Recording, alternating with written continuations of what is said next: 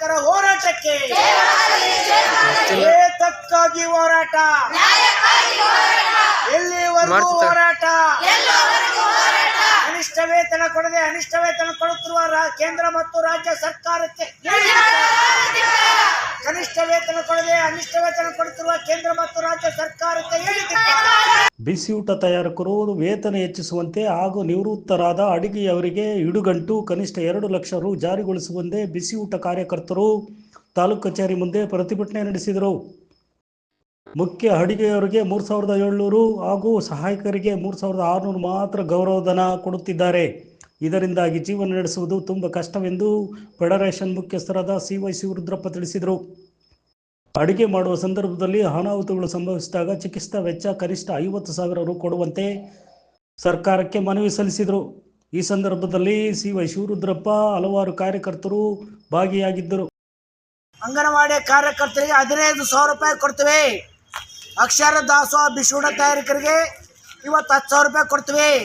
ಅಂಗನವಾಡಿ ಹೆಲ್ಪರ್ಗಳಿಗೆ 10,000 ರೂಪಾಯಿ ಕೊಡ್ತೀವಿ ಅಂತ ವಾಗ್ದಾನವನ್ನು ಮಾಡಿ ಭರವಸೆಯನ್ನು ಕೊಟ್ಟಿದ್ರು. ಆದರೆ ಭರವಸೆ ಕೊಡಾಯಿತು. ಈವರೆಗೂ ಯಾವುದೇ ಥರನಾದಂಥ ಅವರ ಬೇಡಿಕೆಗಳನ್ನು ಈಡೇರಲಿಲ್ಲ. ಆದ್ದರಿಂದ ಇವತ್ತು ಅವ್ರಿಗೆ ಬೇಡಿಕೆಗಳನ್ನು ಈಡೇರಬೇಕು. ಕೂಡಲೇ ಅವ್ರಿಗೆ ಹೇಳಿದಂಥವು ಭರವಸೆ ಕೊಟ್ಟಂಥವನ್ನ ಜಾರಿಗೆ ತರಬೇಕು.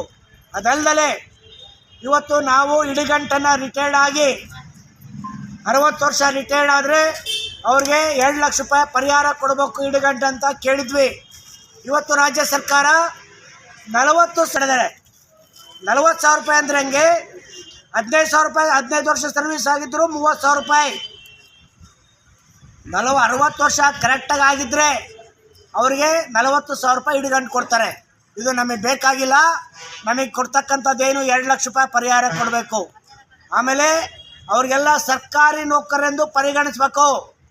ಅಂಗನವಾಡಿ ಕಾರ್ಯಕರ್ತರಿಗೆ, ಬಿಸಿಯೂಟ ತಯಾರಕರಿಗೆ, ಆಮೇಲೆ ಆಶಾ ವರ್ಕರ್ಸ್ಗೆ, ಒಂದು ಯೋಜನೆಯಲ್ಲೇ ಕೆಲಸವನ್ನು ಮಾಡ್ತಕ್ಕಂಥವ್ರಿಗೆ ಸ್ಕೀಮ್ ವರ್ಕರ್ಸ್, ಇವರಿಗೆ ಯಾರೋ ಜೀವಿರೋ ತನಕ ಹಿಂಗೆ ಕೆಲಸ ಮಾಡ್ಕೊಂಡು ಹೋಗ್ಬೇಕು. ಇವ್ರಿಗೆ ಯಾವುದೇ ಥರನಾದ ಇಂಥವೆಲ್ಲ ಹಲವಾರು ಏನು ಇವತ್ತು ಸವಲತ್ತುಗಳಿದ್ದಾವೆ ಅದು ಕೂಡಲೇ ಜಾರಿ ಬರ್ಬೇಕಂತೇಳಿ ಇವತ್ತು ನಮ್ಮ ಬೇಡಿಕೆಗಳನ್ನು ಈಡೇರಿಸ್ಬೇಕಂತ ನಾವು